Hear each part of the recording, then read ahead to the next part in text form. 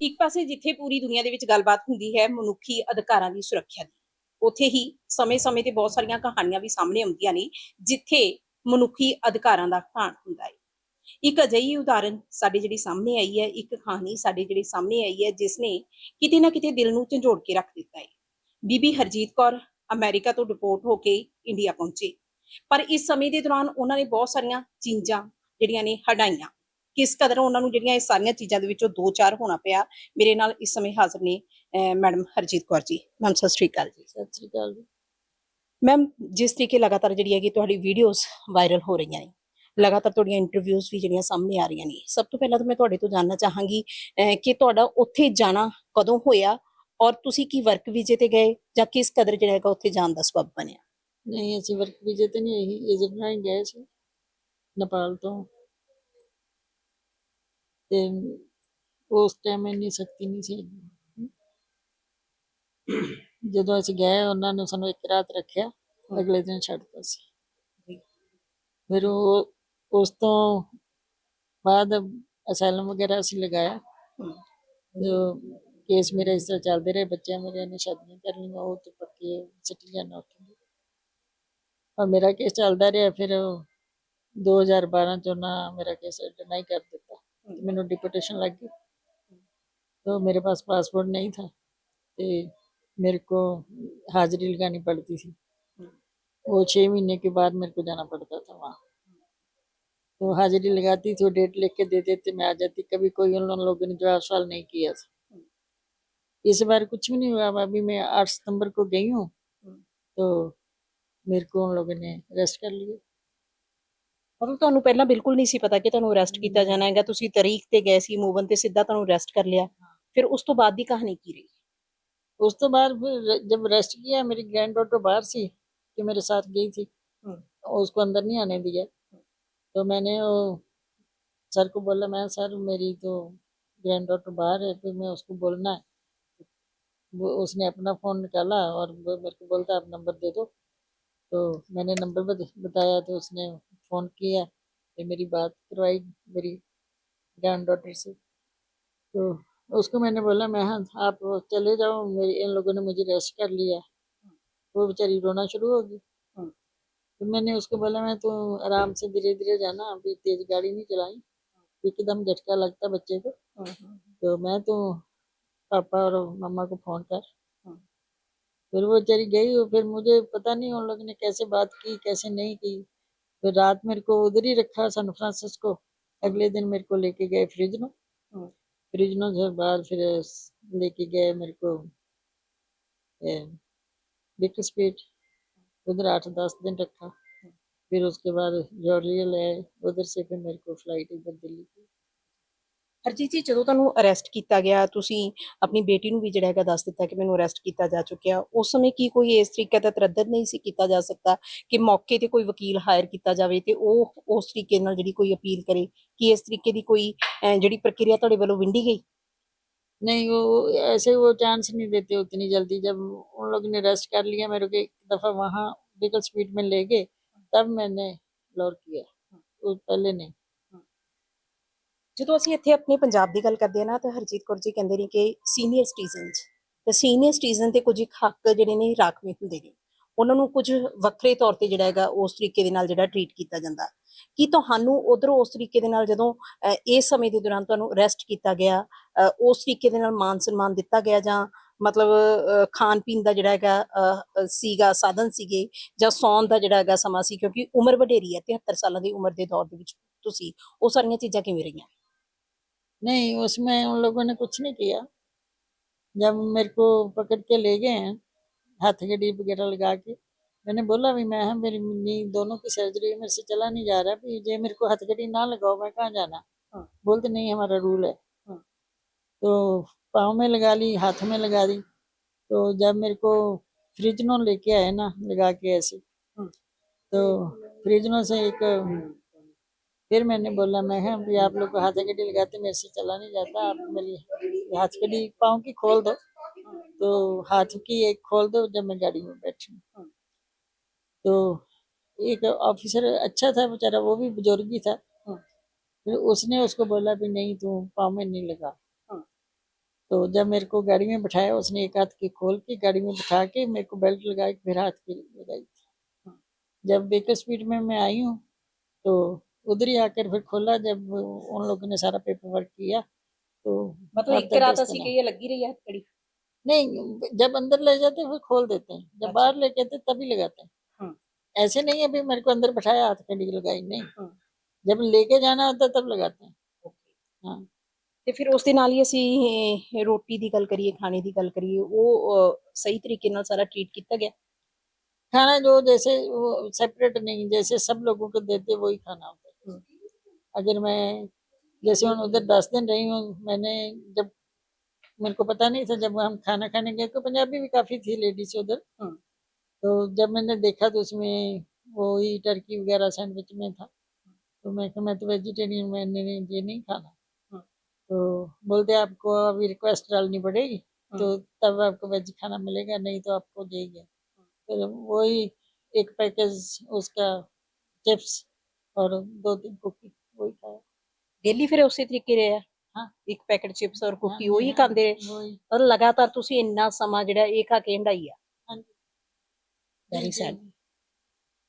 एक दिन तो पूरा दिन नहीं खाया कुछ भी, हम्म, बस पानी पी लिया हम्म, और कोई कुछ नहीं। फिर उधर जो लेडीज थी ना उनको पता था, उसने मेरी बहुत हेल्प की वहाँ। हम्म, पंजाबी थी 2-3 लड़की, वो 1-1 साल से रह रही थी, उनको तो सभी अभी पता था। जैसे खाना खाने जाना, एक हॉल था उसमें सभी लेडीज को ले जाते थे, हम्म, उधर डिब्बे में डाला था तो वो बेड नंबर लिखा था, हम्म, तो वो पकड़ाते जा रहे हैं। 3-4 दफा रिक्वेस्ट डाली और फिर भी उन लोगों ने इतना ध्यान नहीं दिया। 1-2 दिन वेज खाना दिया, वो भी खाने के लायक नहीं होता, तो ब्रेड तो बिल्कुल खाने को नहीं दिल करता। तो वही मैं तो जैसे चिप्स वगैरह या कुकी वही खाती रही। फिर जैसे वो पंजाबी लेडी जितनी भी है थी ना, हम्म, माइक्रोवेव में थोड़ा बहुत कैसे बना लेती, पता नहीं कैसे करके बेचारी वो बीन्स ले आनी उधर से, हम्म, वही थोड़ी नमक मिर्ची डाल के। हम्म, और सभी जितने भी उधर लेडीज है ना अपना अपना फूड अपने पैसे से ऑर्डर करके मंगवा लेती थी। वही फिर जैसे किसी ने न्यूडल बना लिए ऐसे पानी में डाल के, कोई ऐसे नहीं तड़के छड़के लगाने, नमक मिर्ची डाल के वैसे ही। हम्म। और टिटिए वगैरह मंगाए होते थे, वही थोड़ा गर्म करके माइक्रोवेव में वो खाना, वही बेचारी मेरे को भी वही 2-4 दिन दिया उन लोगों ने, 2-3 दिन में रही मैं। तो मैं तो इतना मेरे तो दर्द हो रही थी, घुटनों में जा नहीं सकती थी। जैसे उन लोगों ने कभी कॉफी बनाई या चाय बनाई, वही मेरे को दे के जाती थी। ਜਿੱਥੇ ਅਸੀਂ ਗੱਲ ਕਰਦੇ ਹਾਂ ਕਿ ਅਜਿਹੇ ਜਿਹੜੇ ਨੇ ਤਸੀਹੇ ਵੀ ਇੱਕ ਤਰੀਕੇ ਦੇ ਨਾਲ ਜਿਹੜੇ ਮਨੁੱਖੀ ਅਧਿਕਾਰਾਂ ਦਾ ਘਾਣ ਕਰਕੇ ਦਿੱਤੇ ਜਾਂਦੇ ਨੇ, ਪਰ ਮੈਂ ਦਾਤ ਦਿੰਨੀ ਹੈਗੀ ਮਾਤਾ ਜੀ ਦੀ ਕਿ ਉਮਰ ਦਾ 73ਵਾਂ ਦੌਰ, ਲੇਕਿਨ ਉਸ ਦੇ ਬਾਵਜੂਦ 2 ਨੀ ਜਿੱਦੀਆਂ ਜਿਹੜੀ ਸਰਜਰੀ ਹੋਈਆਂ, ਪਰ ਉਸ ਦੇ ਬਾਵਜੂਦ ਜਿਹੜਾ ਹੌਸਲਾ ਇਹਨਾਂ ਦਾ ਬੁਲੰਦ ਸੀ। ਖਾਣ ਨੂੰ ਕੁਝ ਮਿਲਦਾ ਨਹੀਂ ਸੀਗਾ, ਸੌਣ ਦਾ ਵੀ ਉਸ ਤਰੀਕੇ ਨਾਲ ਪ੍ਰਬੰਧ ਨਹੀਂ ਸੀ। ਆਖਿਰਕਾਰ ਕਿਵੇਂ ਇੱਕ ਇਨਸਾਨ ਲਗਾਤਾਰ ਸਿਰਫ ਤੇ ਸਿਰਫ ਚਿਪਸ ਜਾਂ ਨਿਊਡਲ ਖਾ ਕੇ ਹੀ ਜਿਹੜਾ ਹੈਗਾ ਗੁਜ਼ਾਰਾ ਕਰ ਸਕਦਾ। ਆਪਣੇ ਆਪ ਦੇ ਵਿੱਚ ਜਿਹੜੇ ਨੇ ਬੜੇ ਸਵਾਲ ਜਿਹੜੇ ਨੇ ਕਰਨੇ ਬਣਦੇ ਨੇ। ਪਰ ਨਾਲ ਦੀ ਨਾਲ ਸਵਾਲ ਮਾਤਾ ਜੀ ਇਹ ਵੀ ਬਣਦੇ ਨੇ ਕਿ ਹੁਣ ਜਦੋਂ ਅਸੀਂ ਸਟੇਟ ਗਵਰਨਮੈਂਟ ਦੀ ਗੱਲ ਕਰਦੇ ਹਾਂ, ਕੀ ਸਟੇਟ ਗਵਰਨਮੈਂਟ ਦੇ ਵੱਲੋਂ ਦੇ ਵਿੱਚ ਤੁਹਾਡੇ ਵੱਲੋਂ ਕਿਸੇ ਤੋਂ ਗੁਹਾਰ ਕੁਝ ਲਗਾਈ ਗਈ ਹੈ? ਕਿਉਂਕਿ ਕੱਲ ਹੀ ਮੁੱਖ ਮੰਤਰੀ ਭਗਵੰਤ ਮਾਨ ਕਹਿ ਰਹੇ ਸੀ ਕਿ ਡੋਨਾਲਡ ਟਰੰਪ ਜਿਹੜੇ ਨੇ ਸਾਡੇ ਮੁੱਖ ਮੰਤਰੀ ਪ੍ਰਧਾਨ ਮੰਤਰੀ ਦੇ ਦੋਸਤ ਨੇ। ਸੋ ਤੁਸੀਂ ਸਟੇਟ ਗਵਰਨਮੈਂਟ ਦੇ ਵਿੱਚ ਕੋਈ ਜਿਹੜੀ ਗੁਹਾਰ ਆਪਣੇ ਵੱਲੋਂ ਲਗਾਉਣਾ ਚਾਹੁੰਦੇ ਹੋ? उधर अमेरिका में ही जो मेरे बच्चे कर रहे हैं अभी, जैसे रैलियां वगैरह बहुत लोग निकाल रहे हैं कि जो इन लोगों ने किए गलत किया, ऐसे नहीं करना चाहिए था। बहुत भी ये नहीं भी अपने कल्चर पंजाबी करते हैं, सभी मेरे साथ है जो भी है ना। उधर मेरे को जब मैं काम करती थी ना उधर बहुत कस्टमर आते थे मेरे, वहाँ गोरे भी आते थे, काले भी आते थे, मेक्सिकन भी आते थे, पंजाबी तो आते ही आते थे, सब जानते थे मेरे को। अभी वो जितने भी हैं सब रैली में आए, सभी बोलते हैं कि अच्छा नहीं किया, ग्रैंड माँ बोलते हैं सभी। अभी मैं उधर ही बेकर स्पीड में भी हफ्ता रह के 10 दिन, उधर भी जितनी मेक्सिकन सब मेरे को ग्रैंड माँ बोलती थी। अभी जिस दिन मेरे को ये लेके आए हैं उधर से भी जॉर्जिया के लिए, वो सब मेक्सिकन लड़कियां मेरे को इतनी गले लग लग रो रही थी, ग्रैंड माँ मैसेज, ग्रैंड माँ मैसेज। तो प्यार तो बहुत करते, सभी करते थे, अभी सभी क्यों, जब बच्चे जवान होते हैं ना, ग्रैंड सन है, ग्रैंड डॉटर एक स्कूल में पढ़ते हैं, सभी जानते हैं एक दूसरे को, सब लोग आते हैं, बोलते हैं। ਲਗਾਤਾਰ ਤੁਸੀਂ 30-35 ਸਾਲ ਉੱਥੇ ਰਹੇ, ਲੰਬਾ ਸਮਾਂ ਜਿਹੜਾ ਹੈਗਾ ਉੱਥੇ ਹੰਡਾਇਆ, ਪਰਿਵਾਰ ਤੁਹਾਡਾ ਉੱਥੇ ਆ, ਬੱਚੇ ਉੱਥੇ ਨੇ, ਤੁਸੀਂ ਕਿਹਾ ਉਹ ਲੋਕ ਵੀ ਤੁਹਾਨੂੰ ਇੰਨਾ ਜ਼ਿਆਦਾ ਪਿਆਰ ਕਰਨ ਲੱਗੇ ਸੀ, ਗ੍ਰੈਂਡ ਮਾਂ ਕਹਿ ਕੇ ਬੁਲਾਉਂਦੇ ਸੀ, ਹੁਣ ਕਿੰਨਾ ਕੁ ਹਤਾਸ਼ ਹੋ, ਕਿੰਨਾ ਕੁ ਨਿਰਾਸ਼ ਹੋ, ਕਿੰਨਾ ਉਦਾਸ ਹੋ? बहुत ज्यादा। वो तो जब बच्चे फोन करते हैं तो मेरे से बात नहीं होती, क्यों, मूल डालो भी आज ज्यादा प्यारा। मैं अपने ग्रैंड सन ग्रैंड डॉटर बहुत प्यार से पाले सारे। अभी उनके शादियों के टाइम आ गए तो मैं इधर आ गई, अभी पता नहीं मैं देख पाऊंगी कि नहीं। ਪਰਿਵਾਰ ਵਿਛੋੜਾ ਹੋ ਗਿਆ, ਪਰਿਵਾਰ ਦੀ ਬੜੀ ਯਾਦ ਹੈ ਇਸ ਸਮੇਂ ਜਿਹੜੀ ਆ ਰਹੀ ਹੈਗੀ। ਇਹ ਕੋਈ ਵਕੀਲ ਜਿਹੜਾ ਹੈਗਾ ਹੁਣ ਤੁਹਾਡੇ ਵੱਲੋਂ ਹਾਇਰ ਕੀਤਾ ਗਿਆ ਕਿ ਪੂਰਾ ਜਿਹੜਾ ਹੈਗਾ ਤੁਹਾਡਾ ਕੇਸ ਲੜੇ? मेरे वकील है दीपक अहलूवालिया, वो ही करेगा केस सारा। उसने मुझे बहुत हौसला दिया है, वो बोलता बिजी बिजी बोलता मेरे को भी, बोलता बिजी मैं ये मत समझना भी मैं आपका पैसे लूंगा या कुछ करूंगा, नहीं तू मेरी माँ है, जितनी मेरे को हिम्मत होगी मैं तेरा केस करूंगा, तू चिंता मत कर, मैं करूंगा। बहुत हौसला देता मेरे। 2 दफा मेरे को आया भी है मेरे को उधर मिलने के लिए, पर उसके जैसा तो कोई नहीं है। मैं अपना पर्सनल नंबर भी दे के गया, किसी टाइम मेरे को फोन कर। अभी देखो पता नहीं क्या होता क्या नहीं। अभी जिस दिन की आई मैं तो वैसे की वैसे हूँ, अभी कोई कहीं गई नहीं बाहर, में सारा दिन इधर ही रहती हूँ। सिस्टर है तो वो मेरी इतनी ठीक नहीं है, उसकी भी पहले कैंसर थी, फिर हार्ट की सर्जरी हुई, वो भी बेचारी मुश्किल से करती क्या। ਸੋ ਹਾਂ, ਇਹ ਦੁੱਖ ਭਰੀ ਕਹਾਣੀ ਹੈ ਮਾਤਾ ਹਰਬੀਰ ਕੌਰ ਦੀ।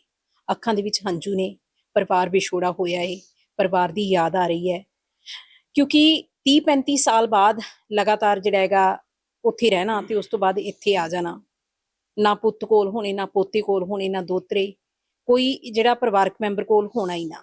ਅਜਿਹੇ ਦੌਰ ਦੇ ਵਿੱਚ 73ਵਾਂ ਦੌਰ ਹੋਵੇ, ਕਿਉਂਕਿ ਇਸ ਉਮਰ ਦੇ ਵਿੱਚ ਤਾਂ ਹਰ ਇੱਕ ਨੂੰ ਆਪਣਾ ਪਰਿਵਾਰ ਚਾਹੀਦਾ ਹੁੰਦਾ ਹੈ, ਪਰ ਜੇਕਰ ਪਰਿਵਾਰ ਹੀ ਦੂਰ ਕਰ ਦਿੱਤਾ ਜਾਵੇ ਫਿਰ ਸਰਕਾਰਾਂ ਨੂੰ ਸਵਾਲ ਕਿਉਂ ਨਾ ਕਰੀਏ, ਸਵਾਲ ਕਿਉਂ ਨਾ ਕਰੀਏ ਸਿਸਟਮ ਤੇ, ਸਵਾਲ ਕਿਉਂ ਨਾ ਕੀਤੇ ਜਾਣ ਇਸ ਪੂਰੇ ਢਾਂਚੇ ਨੂੰ ਕਿ ਆਖਿਰਕਾਰ ਕਿਉਂ ਮਨੁੱਖੀ ਅਧਿਕਾਰਾਂ ਦਾ ਕਾਨ। ਕੈਮਰਾਮੈਨ ਰਸ਼ਵਿੰਦਰ ਦੇ ਨਾਲ ਮੈਂ ਹਰਦੀਪ ਕੌਰ, ਚੜ੍ਹਦੀ ਕਲਾ ਟਾਈਮ ਟੀਵੀ ਦੇ ਲਈ ਚੰਡੀਗੜ੍ਹ। ਸਬਸਕ੍ਰਾਈਬ ਕਰੋ ਚੜ੍ਹਦੀ ਕਲਾ ਟਾਈਮ ਟੀਵੀ ਨੂੰ ਅਤੇ ਲੇਟੈਸਟ ਅਪਡੇਟ ਪਾਉਣ ਦੇ ਲਈ ਪ੍ਰੈਸ ਕਰੋ ਬੈਲ ਆਈਕਨ ਨੂੰ।